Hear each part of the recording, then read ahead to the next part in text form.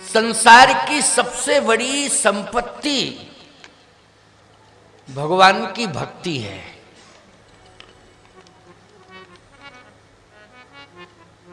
सबसे बड़ी संपत्ति भगवत नाम की स्मृति है।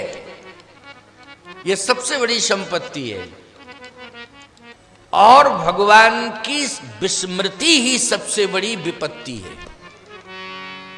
भगवान की विस्मृति क्या है? विपत्ति। और भगवान की स्मृति, भगवत नाम की स्मृति ये संपत्ति है और भगवत नाम की विस्मृति ही सबसे बड़ी विपत्ति है। इसलिए सतत हरि नाम स्मरण करते रहना। मौत का कोई ठिकाना नहीं, कोई भरोसा नहीं कब मौत आ जाए। क्यों भाई?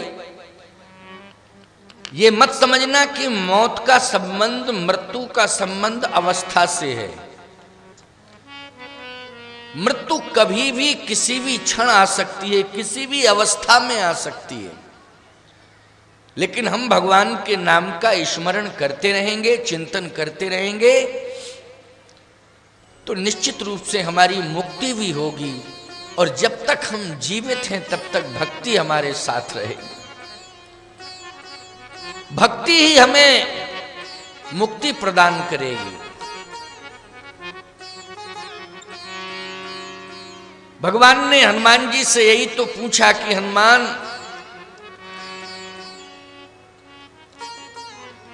सीता तो विपत्ति में है ना? क्योंकि लंका में तुमने जाके देखा तो सीता विपत्ति में ही जी रही हैं। हनुमान जी ने कहा, प्रभु मुझे तो नहीं लगता है कि उनके जीवन में बहिरंग दृष्टि से तो विपत्ति प्रतीत हो रही है, लेकिन अंतरंग दृष्टि से आपके नाम का वो स्मरण कर रही हैं, इसलिए राम नाम का खजाना भर रही हैं वो। और राम नाम से बड़ी संपत्ति दूसरी हो नहीं सकती है प्रभु। और जिसके पास राम नाम की संपत्ति हो, विपत्ति उसका कुछ भी नहीं बिगाड़ सकती है। आंखों में आंसू भर के भगवान से यही कहा श्री हनुमान जी ने कि हे प्रभु, कहे हनुमंत विपत प्रभु सोई,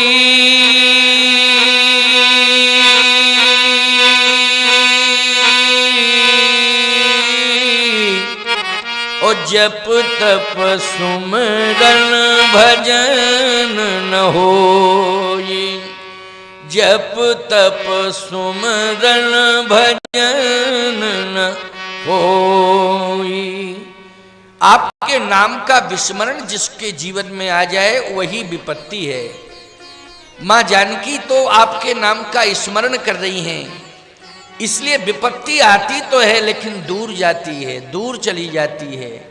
दुख आता है लेकिन आपके नाम का स्मरण करते ही दुख दूर हो जाता है। विश्वामित्र जी महाराज ने भी इस बात का एहसास किया। गत दिवस आपने यही सुना। विश्वामित्र जी महाराज को प्रसन्नता कब हुई? जब भगवान मिल गए। तो उनसे पूछा गया कि भगवान मिल गए? बोले ये खजाना मिल गया, ये बहुत बड़ा खजाना मिला। श्याम गौर, श्याम गौर सुंदर दो भाई, विश्वामित्र महानिधि पाई। विश्वामित्र महामुनि पाई।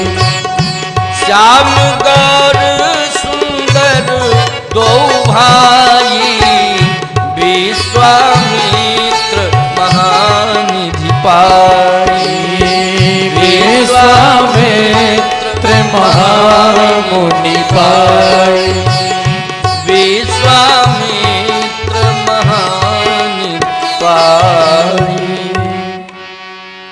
विश्वामित्र महानिधि पाई, महानिधि मिली उन्हें। भगवान मिल गए मतलब महानिधि मिल गई। देखो ऐसा मत सोचा करो कि शंख चक्र गदा पद्म लेकर के भगवान आ जाएं तुम्हारे सामने तभी एहसास करो कि भगवान मिल गए। बहुत से लोग ऐसे हैं संसार में जो इसी स्वरूप का इंतजार कर रहे हैं कि भगवान या तो धनुष बाण लेकर के आ जाएं, या घनश्याम मुरली लेकर के आ जाएं, या भगवान नारायण शंख चक्र गदा पद्म लेकर के आ जाएं, सामने प्रकट हो जाएं और कहें देख लो मुझे, मैं आ गया हूं, तुम्हारी भक्ति से प्रसन्न हूं। ऐसा नहीं है प्यारे, ऐसा नहीं है। भगवान किसी भी भेष में आ सकते हैं।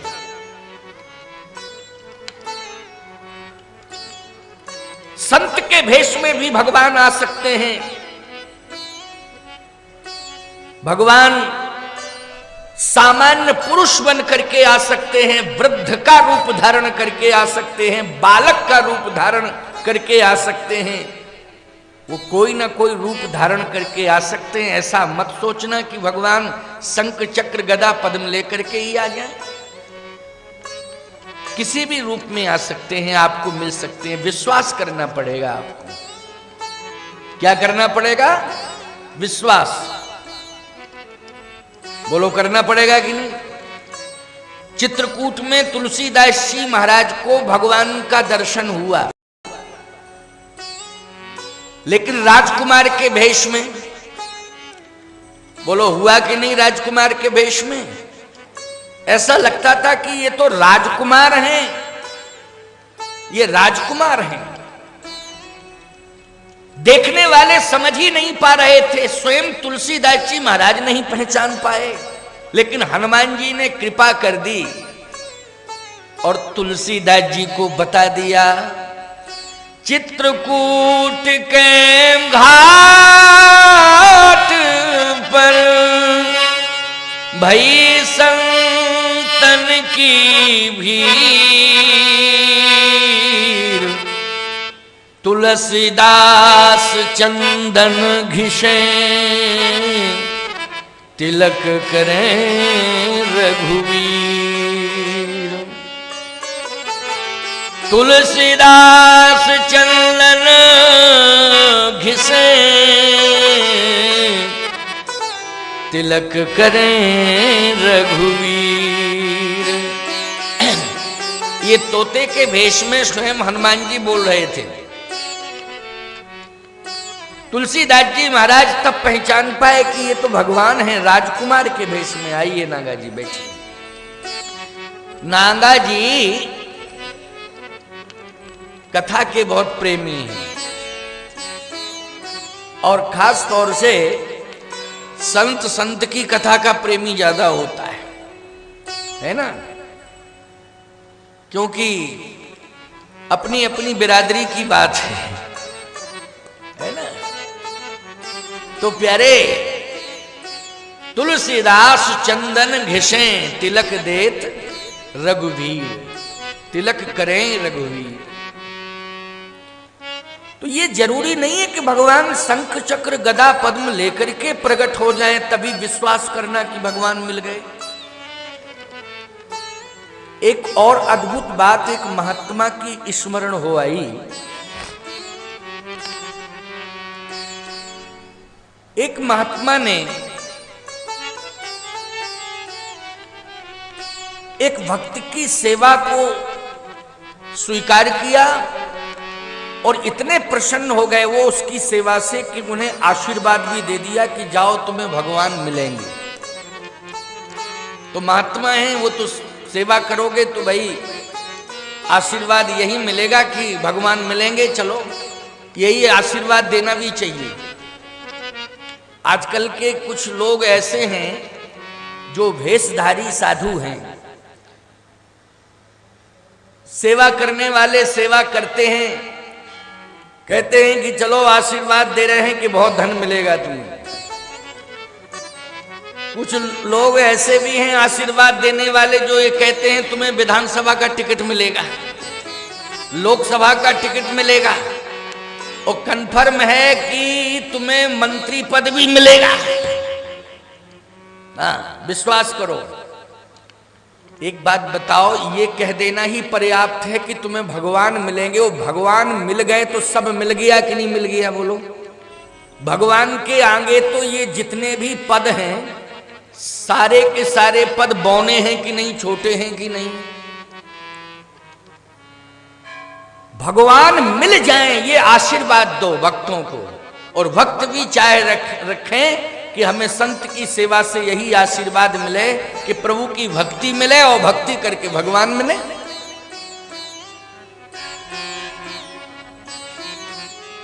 महात्मा ने कहा कि मेरा आशीर्वाद है, मैं तुम्हारी भक्ति से सेवा भाव से प्रसन्न हूं, तुम्हें भगवान मिलेंगे। उसने विश्वास कर लिया, घर गया, पत्नी से,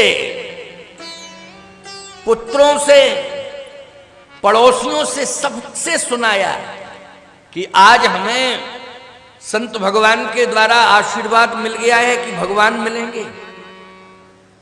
भक्त परिवार था, वो परिवार भी कहने लगा आशीर्वाद बहुत अच्छा मिला, लेकिन मिल जाए तब है। भाई कहने वाले लोग हैं, वो कहते हैं भाई आशीर्वाद तो मिल गया, बहुत अच्छी बात है, लेकिन भगवान मिल जाए तब है, अब इंतजार करो। जब 2, 4, 10 दिन 15 दिन हो गए तो पड़ोसी कहने लगे आशीर्वाद लेके आए थे लेकिन भगवान मिले कि नहीं मिले? उसने कहा कि अभी तो नहीं मिले लेकिन मिलेंगे। एक दिन सोने जा रहा था, सोते सोते कहा कि बदनामी पूरे गांव में हो रही है कि तुम बहुत ढिंढोरा पीट रहा था कि महात्मा से आशीर्वाद लेके आया हूं, भगवान मिलेंगे, और अभी तक आशीर्वाद के द्वारा भगवान नहीं मिले, तो ये ढिंढोरा पीटने की क्या जरूरत थी तुझे? तू भक्त है कि प्रदर्शनकारी है? प्रदर्शन करता है, भक्ति का झूठा प्रचार प्रसार करता है। बदनामी आपकी हो रही है, आप दर्शन दो। उसकी आंखों में आंसू आ गए साहब, और आंसू आए, रोते रोते रोते सो गया। स्वप्न में भगवान ने कहा कि कल मैं तुम्हारे यहां 9 बजे आऊंगा। देखो भाई, बहुत ध्यान से सुनना इस बात को। भगवान ने स्वप्न में कहा कि कल प्रातः 9 बजे मैं तुम्हारे घर आऊंगा। नींद खुली उसकी, नाचने लगा। भगवान कल आ रहे हैं, भगवान कल आ रहे हैं, कल क्या आ रहे हैं। जागा तो उस समय 3:30 4 वैसे भी बज गया। बोले भगवान आज ही आ रहे हैं, आज ही आ रहे हैं। घर के लोग भी जाग गए, इतनी खुशी, नाच रहा है, कह रहा भगवान आ रहे हैं, भगवान आ रहे हैं। टाइम भी फिक्स कर दिया है, 8:30 9 बजे तक आ जाएंगे। गाय का गोबर लाया, पूरे घर को गाय के गोबर से लीपा। हर घर में गाय गोबर का लेपन किया साहब। भगवान पधार रहे हैं ना, गाय के गोबर से प्रत्येक कमरे का लेपन हो रहा है। यही भाव है कि भगवान 8:30 बजे आएंगे, ज्यादा से ज्यादा विलंब करेंगे तो 9 बजे तक आ जाएंगे। पूरे गांव में उसने नाचते हुए ढिंढोरा पीट दिया कि सावधान, सब मेरे घर के पास आ जाओ, घर के सामने खड़े हो जाओ, भगवान 8:30 और 9 के बीच में आ रहे हैं। क्योंकि भगवान ने डायरेक्ट मुझसे कहा है। गांव के लोगों ने कहा कि पहले महात्मा ने कहा था, परमात्मा ने कहा। पहले महात्मा ने कहा था कि भगवान मिलेंगे, वो अब तो डायरेक्ट ही परमात्मा ने कहा है। कहे हाँ, स्वप्न में कहा है, हम तो विश्वास करते हैं, भगवान झूठ नहीं बोलते। सत्य बोलते हैं, आएंगे कोई 8:30-9 के बीच में आएंगे। गांव के लोगों ने कहा भैया भक्त तो है ही, भक्ति करता है, अब इसकी कितनी गहरी भक्ति है इसका अंदाज लग जाएगा। 8:30-9 के बीच में हम लोग सब इसके दरवाजे पर पहुंच जाएं। पत्नी से कहा कि बहुत ही सुंदर दिव्य गाय के दूध के पेड़े तैयार करो।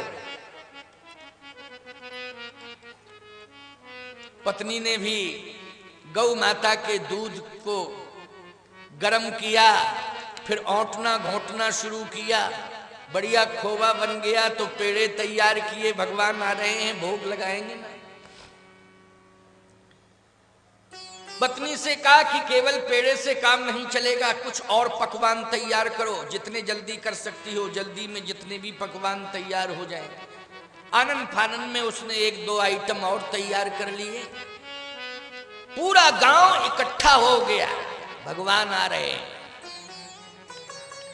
उसने दिव्य थाल सजाया, उसमें चंदन रखा हुआ है, दीपक रखा हुआ है, पुष्प रखे हैं, पुष्प माला रखी हुई है, अक्षत रखे हुए हैं।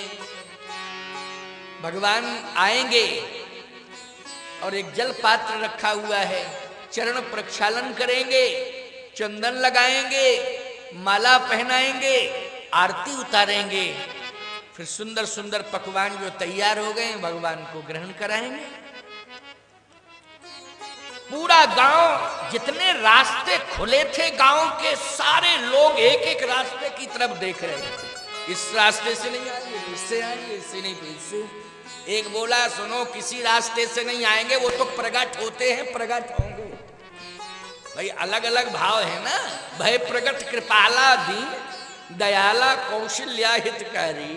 अरे बोले रास्ते वास्ते से नहीं आएंगे, वो तो प्रगट होंगे। मूर्ख हो क्या, इस रास्ते से आएंगे उस रास्ते से प्रगट होंगे। वो भगवान है ना, उनको रास्ते की जरूरत ही नहीं है, वो तो प्रगट होते हैं। रास्ते तो हम लोगों के लिए बने हैं, भगवान तो प्रगट होंगे। लेकिन प्यारे 9 बजा, लोगों ने कहा 8:30 के आगे घड़ी पहुंच गई, 9 बजने वाले हैं और भगवान अभी तक नहीं आए। ये झूठ बोलता है, झूठ बोलता है ये। जैसे ही लोगों ने ताना बाना बुनना शुरू किया तो उसने रोना शुरू कर दिया और कहा इतनी बेइज्जती करनी थी तो इससे अच्छा तो ये था कि मुझे मौत दे देते, लेकिन जिंदा रखा और बेइज्जती की। स्वप्न में भी कहा था तो सत्य होना चाहिए था, क्योंकि संसार का स्वप्न झूठा हो सकता है लेकिन परमात्मा का स्वप्न सत्य होता है, वो झूठा नहीं होता है। अगर स्वप्न में भी आश्वासन दिया था तो आना चाहिए था। बदनामी हो रही है, आंखों से आंसू गिरने लगे, बस आंसू ही गिरे, पृथ्वी पर उसके आंसू गिरे। भक्त के एक बालक रोता हुआ आ गया। अब बोलो भाई, बालक रोता हुआ आया और कहता है मुझे भूख लगी है, भूख लगी है, भूख लगी है। तो जो पेड़े रखे हुए थे, जैसे ही वो पेड़ों की तरफ हाथ बढ़ाया तो उस भक्त ने हाथ पकड़ लिया। हट, भगवान को क्या खिलाएंगे, भगवान को क्या खिलाएंगे, हाथ पकड़ लिया। वो बालक चला गया। गांव के लोगों ने कहा कि भगवान तो आए नहीं, अब हम लोग जाएं। कहा रुको, विश्वास मानो भगवान आएंगे। कोई भक्त प्रहलाद की तरह मिल गया होगा, परेशानी में ज्यादा होगा तो भगवान वहां रुक गए होंगे। कोई विदुर जी की तरह मिल गया होगा, भक्ति करने वाला, भगवान शायद उसकी भक्ति से प्रभावित होकर रुक गए होंगे विदुर जैसे भक्त के पास। कोई ध्रुव जैसी भक्ति कर रहा होगा तो उस भक्त के सामने भगवान पहुंच गए होंगे, शायद इसलिए विलंब कर रहे। आएंगे जरूर, विश्वास करो। ऐसा सोचते सोचते सोचते सोचते प्यारे 12 बज गया। 12 बज गया। जैसे ही 12 बजा तो उसने और तेज रोना शुरू किया। इतने में एक बूढ़ा आ गया। कांपता हुआ रोते हुए कहता है कि मुझे प्यास लगी है, वैसे भूख भी लगी है लेकिन प्यास ज्यादा लगी है, पानी पिला दो, अगर भोजन करा दोगे तो कहना ही क्या। कहे जब तक भगवान का भोग नहीं लगा दूंगा तब तक किसी को पानी भी नहीं दे सकता। कभी बालक आ जाता है, कभी बूढ़ा आ जाता है, भगवान नहीं आते हैं, हट जाओ यहां से। वो बूढ़ा भी चला गया, गांव के लोग पलायन करने लगे। शाम को एक वृद्धा आई जर्जर अवस्था में। उस वृद्धा ने कहा कि मैं भी भूखी हूं, अगर भोजन मिल जाए तो मेरे प्राण बच जाएंगे। तो एकदम तमतमा के कहता है हम किसी पर विश्वास नहीं करते हैं, काहे का परमार्थ और काहे का धर्म, काहे का सत्कर्म, हट जाओ मेरी नजरों के सामने, मैं विश्वास नहीं करता हूं। जब भगवान ही झूठ बोलता है तो कौन से कर्म सत्कर्म पर विश्वास करूं। बस वो वृद्धा भी गायब हो गई और इतना कहते कहते कहते कहते वो गिर पड़ा और बेहोश हो गया। देखिए आप, बेहोश हो गया वो, कोई उसे स्पर्श करने के लिए भी नहीं गया। ये झूठ बोलता है, असत्य भाषण करता है, ऐसे लोगों के पास नहीं जाना चाहिए। जैसे ही बेहोश हुआ, कुछ समय बाद बेहोशी में ही निद्रा आ गई। भगवान ने फिर स्वप्न दिया, उठ उठ। तो स्वप्न में ही कह रहा है झूठ बोलते हो, रात में कहते हो आ रहा हूं, अभी आ गए हो, कहते हो उठ, जब सारे लोग चले गए और जब दिन भर इंतजार करता रहा तब आए नहीं। इसलिए अब मुझे केवल मौत चाहिए और कुछ नहीं चाहिए। मैं आंख खोल के आपको देखना भी नहीं चाहता हूं, बस मैं केवल मरना चाहता हूं, बाकी मेरे जीवन में और कोई चाह ही नहीं रही है। भगवान ने कहा तू भक्त तो है लेकिन मूर्ख है, तू प्रदर्शन में मुझे पाना चाहता है। बोलो भाई किस में पाना चाहता है? प्रदर्शन में। देखिए एक एक शब्द ध्यान से सुनना, ये हमारा शब्द केवल गोविंद नगर नदी गांव तक सीमित नहीं है, ये हमारा एक एक शब्द केवल राष्ट्रीय स्तर पर नहीं, ये जो चैनल से प्रसारण चल रहा है ये अंतरराष्ट्रीय स्तर पर शब्द जा रहे हैं। केवल बुंदेलखंड की भूमि के लोग ही नहीं सुन रहे हैं, पूरे राष्ट्र के लोग सुन रहे हैं, जो भक्ति करते हैं, जो भक्त हैं, और जो राष्ट्र के अलावा भी अन्य राष्ट्रों में रहते हैं वो भी सुन रहे होंगे। ये महत्वपूर्ण शब्द हैं, वैसे सहज भाव से नहीं कहे जा सकते हैं। भगवान जो कहलवा रहे हैं वही मैं कह रहा हूं। ये हृदय से जो वाणी निकल रही है ये ईश्वर की प्रेरणा है, इसे केवल प्रवचन मत समझना, ये ईश्वर की प्रेरणा है।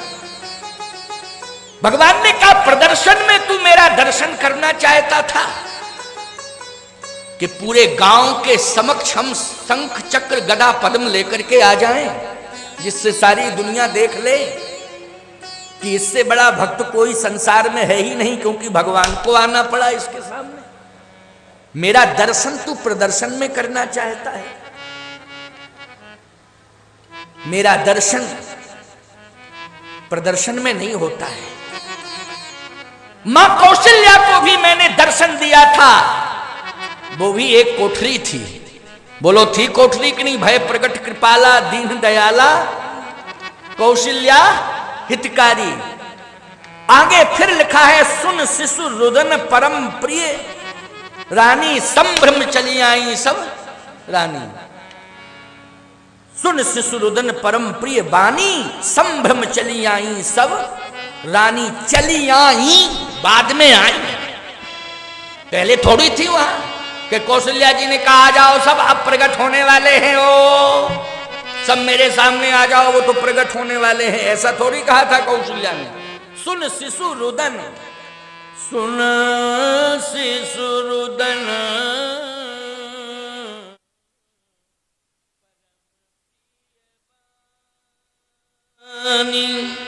संभ्रम चली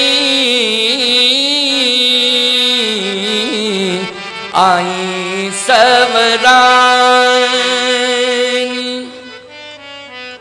बाद में आई सब, इसका मतलब है कि कौशल्या जी को भी प्रदर्शन में भगवान शंख चक्र गदा पद्म धारण करके दर्शन नहीं दिए, प्रदर्शन में नहीं दिए। बोलो दिए क्या? लेकिन उसने ढिढोरा पीटा था कि नहीं पीटा था कि भगवान 8:30 बजे आ रहे हैं, आप सब आ जाओ मेरे दरवाजे पर। भगवान ने कहा कि प्रदर्शन में तू मेरा दर्शन करना चाहता था, लेकिन तेरी आंखों पर प्रदर्शन का चश्मा चढ़ा था, और प्रदर्शन का चश्मा आंख पर रख के तू मेरा दर्शन करना चाहता था। अगर प्रदर्शन का चश्मा तेरी आंखों से हट जाता तो मैं 8:30 और 9 के बीच में बालक बन करके आया था, तू मुझे वहीं देख लेता और पहचान लेता कि ये भगवान हैं, लेकिन प्रदर्शन का चश्मा आंखों पर चढ़ा हुआ था। इसके बाद भी मैंने समझा कि शायद प्रदर्शन का चश्मा अब ये हटा देगा, तो मैं 12 बजे एक वृद्ध का रूप धारण करके आया था, लेकिन तेरी आंखें मुझे देख नहीं पाई क्योंकि प्रदर्शन का चश्मा तेरी आंखों पर चढ़ा हुआ था। इसके बाद भी मैंने सोचा कि हो सकता है कि सायंकालीन बेला में ये प्रदर्शन का चश्मा उतार के रख देगा, लेकिन फिर भी तेरे मन में मेरे प्रति विश्वास नहीं रहा, और अविश्वास में आकर के तू पता नहीं क्या क्या बकने लगा, क्या क्या कहने लगा, और ऐसा कहते कहते अपना संतुलन खो दिया और मूर्छित होकर के गिर पड़ा। लेकिन प्रदर्शन का चश्मा तेरी आंखों से दूर नहीं हुआ। सायंकालीन बेला में मैं वृद्धा का भेष धारण करके आया था, लेकिन तेरी आंखों से प्रदर्शन का चश्मा नहीं उतरा था, नहीं हटा था। उस वृद्धा में भी तूने मेरा दर्शन नहीं कर पाया, उस वृद्ध में भी तूने मेरा दर्शन नहीं कर पाया, उस बालक में भी तूने मेरा दर्शन नहीं कर पाया। याद रखना, संसार में जो वृद्ध बूढ़े माँ बाप और बालकों में भगवान का दर्शन नहीं कर पाते हैं, वो मंदिर में भी कभी भगवान का दर्शन नहीं कर पाएंगे। ये संत और शास्त्र का सिद्धांत है। इसलिए भगवान का दर्शन करने के लिए प्रदर्शन से दूर रहना पड़ेगा, तभी हमें भगवान का दर्शन होगा। आज विश्वामित्र जी को भगवान मिले, क्या धन दौलत लेके गए थे? क्या शिष्यों का समूह लेकर के गए थे? भक्तों का समूह लेकर के गए थे? अपने राज्य की प्रजा को लेकर के गए थे? नहीं, आज तो अकेले गए हैं, और जब अकेले गए हैं समर्पण कर दिया, तब तो श्याम गौर सुंदर दो भाई,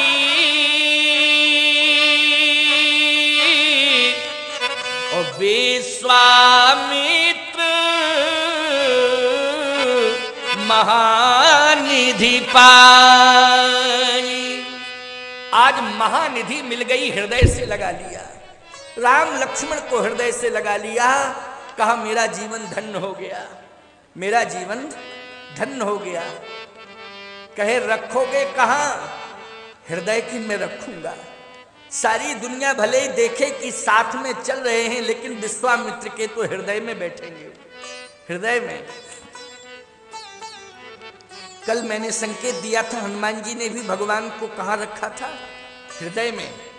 हनुमान जी के हृदय में रहते हैं ना, संतों के हृदय में भगवान रहते हैं। तुलसीदास जी एक बार रो रहे थे प्यारे, भगवान ने कहा क्यों रो रहे हो?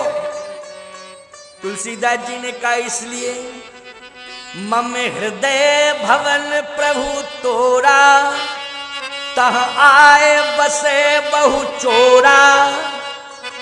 हे प्रभु, ये मेरा हृदय आपका भवन है, मानी घर है। कथा समझ में आ रही है कि नहीं? केवल बैठे बैठे ऐसे ही मत करते रहना, समझना, क्योंकि बड़ी भावमयी कथा सुना रहा हूं आपको। हमारी आंखों में भी आंसू आ जाते हैं कथा कहते कहते, हम रोक नहीं पाते हैं अपने भाव को, भाव से ही आंसू निकलते हैं। मम हृदय भवन प्रभु तोरा, तह आए बसे बहु चोरा। इसलिए रो रहा हूं कि मेरा हृदय आपका घर है, इसमें चोरों ने डेरा डाल दिया है। चोरों ने, कौन कौन चोर? ये लुटेरे, काम क्रोध लोभ मोह मन मत्सर, ये बेकार ही चोर हैं, बोलो हैं कि नहीं? यही लुटेरे हैं, यही डकैत हैं, यही आतंकवादी हैं। मुझे बचाओ बचाओ, इन लुटेरों को भगाओ प्रभु, और आप अपने घर में बैठ जाओ, बस मेरी यही प्रार्थना है। आप अपने घर में बैठ जाइए, इन लुटेरों को भगाइए। इसलिए मैं कहता हूं कि हृदय में, संतों के हृदय में भगवान रहते हैं।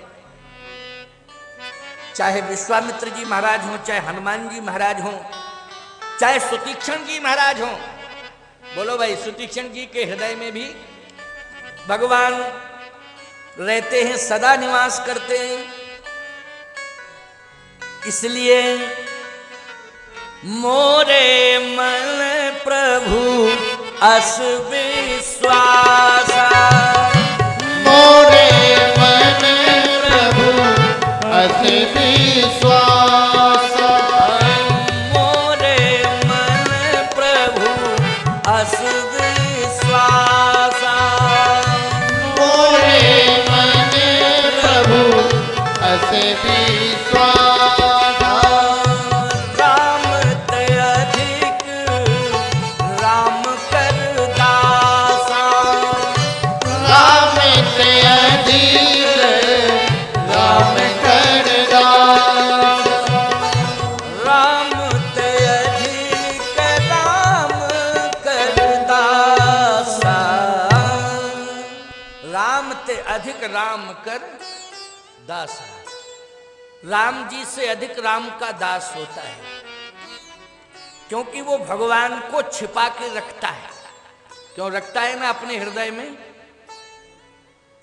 लोग बाग आजकल अपने को छपाते हैं, छपाते हैं कि नहीं? देखो भाई, भक्त जो है भगवान को छिपाते हैं, भगवान को छिपाते हैं। अब कहां? हृदय के अंदर छिपाते हैं। और जो भी कार्य भक्त के हाथ से होता है, भगवान उसके अंदर बैठे बैठे उसके हाथों से कराते हैं। समझ गए हो नहीं?